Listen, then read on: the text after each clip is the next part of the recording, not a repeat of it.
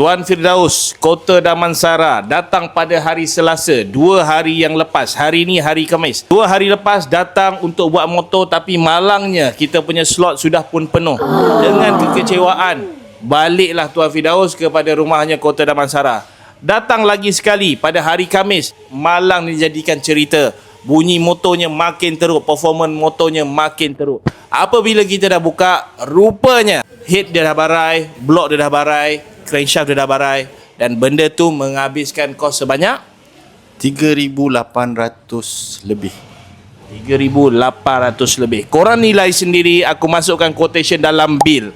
Ini adalah kerosakan dia. Sebelum kita sebut pasal kerosakan, jom kita tanya. Bang, abang pakai motor berapa lama dah? 8 tahun.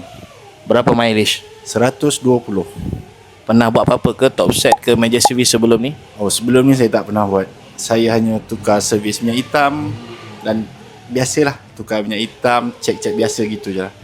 Apa pendapat abang apabila abang tengok sendiri keadaan dalam enjin abang, baby abang sendiri tu rosak sebegitu? Silakan. Garu kepala. Garu kepala. Tak sangka tak seteruk itu. Sangat tak sangka. Tapi saya lega juga dapat tim yang power. Dia terangkan satu persatu dekat saya dah. Buat saya lebih confident untuk buat servis kat sini. Apa yang abang rasa sebelum abang suspek, aku kena buat top set? Padahal dalam masa 8 tahun abang tak pernah pun consider top set. Apa yang abang rasa?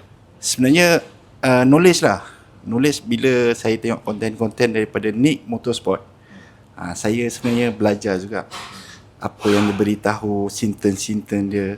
Bila saya dah score lama, dan baru saya macam tergerak hati decide untuk buat cek kerosakan saya sebenarnya. Saya takut overhaul ni, tapi itulah yang terjadi. Gitulah dia. Korang ada pengalaman yang sama, tak nak terlambat, pastikan mileage dijaga, servis dijaga, book slot anda di sini.